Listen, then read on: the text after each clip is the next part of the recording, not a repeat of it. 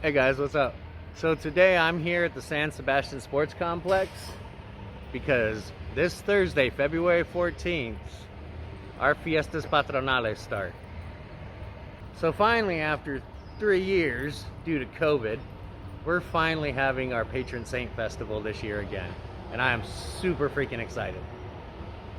So if you're not familiar with what the Patron Saint Festival is, here in Puerto Rico, every municipality, 78 of them, have a patron saint, and every year every town celebrates that patron saint throughout different times of the year. Pretty much anytime you come to Puerto Rico, there's probably a Fiesta Patronale in some town.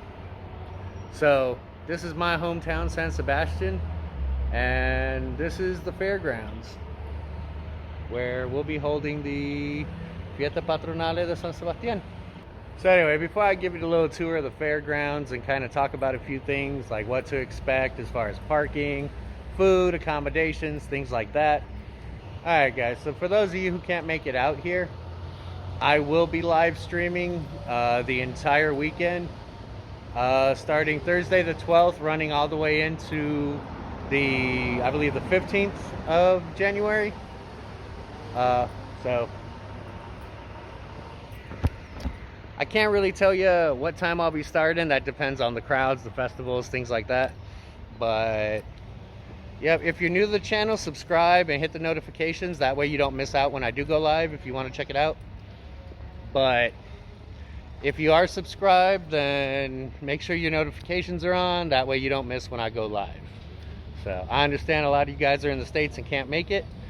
But for those of you in Puerto Rico, come on down.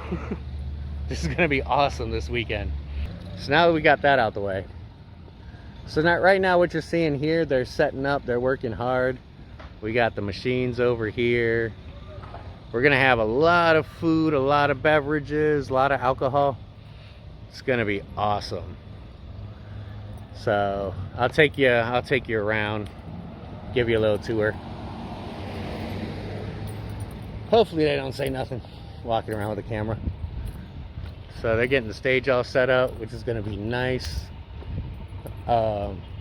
Yeah.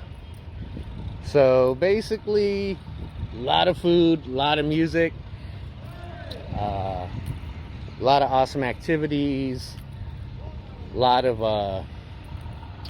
live shows, which I'll run down the list here later for each day, and put up a little information here in a bit for that. Alright guys, so one of the funnest things to do during the Patronales is pika. Alright man, this is one of the favorite things to do.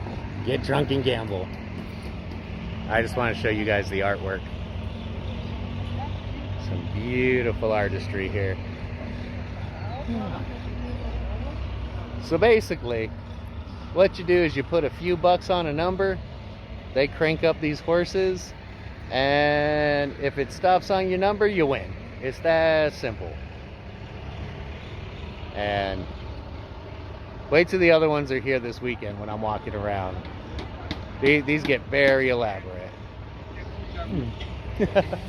Hey, gracias. Alright guys, so a couple things about pika. It's not really about winning money. Honestly man, it's about having a few drinks, gambling, having some fun. You know, maybe you break even. Basically the rules of the pika are pretty simple. I mean the social rules. It's kind of like craps in the street. Don't just walk away after a big win, you know. Share some love, give the house an opportunity to win back some cash. You know, maybe take some of that money, buy a round for the people at the table. Yeah. That's the way I play anyway. It doesn't seem like much, but just you wait till Thursday. This place is going to be packed. So not only is there going to be a lot of food here at the festival, just up the hill is a restaurant. Across the street you got your fast food supermarket. I'm pretty sure there's going to be vendors lined up selling food and whatnot all down the 111. Okay, so that was a quick little walk around the actual fairgrounds. Obviously they're still setting up. They got a lot of work to do for Thursday. Okay, so if you need to get away from the crowds, just a quick little walk up the hill is a little spot. We have a little coffee museum, which is behind me. And if you want to get something to eat or drink and just kind of like catch your breath, take a breather, over here we have, forget the name of this restaurant, but it's a really nice restaurant. They serve lots of typical Puerto Rican food. They also serve alcohol. So this is a great little spot. If you want to take a break, get away from the crowd, like I said. Oh yeah, let me show you something else. If you really, really want to just chill. So follow me. Alright, so next to the coffee museum is a little bridge. Actually, this bridge used to be in a totally different location in San Sebastian, and they took it down and moved it here. Not sure if that was post-Maria or pre-Maria, but... So if you really need a breather, here we go.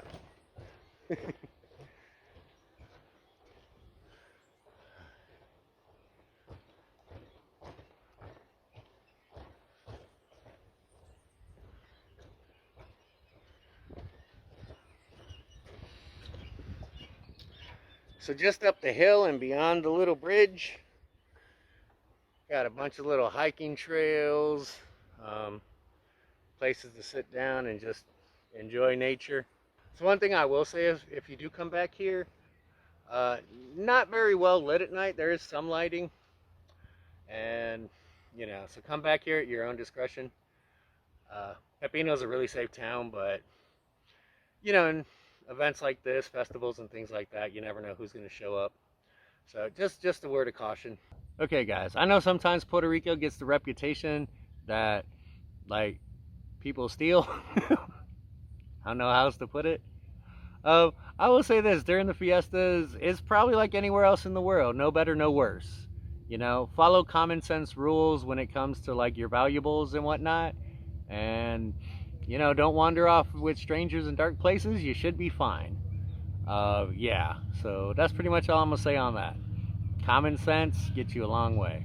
All right, guys, so if you want probably the best views in San Sebastian and really want to get a bird's eye view of not only the festivals, but pretty much all of San Sebastian and surrounding areas, all right, so this is the spot. This is where you want to be. And to get here, you gotta climb a hill. The hill. That's just the beginning of it.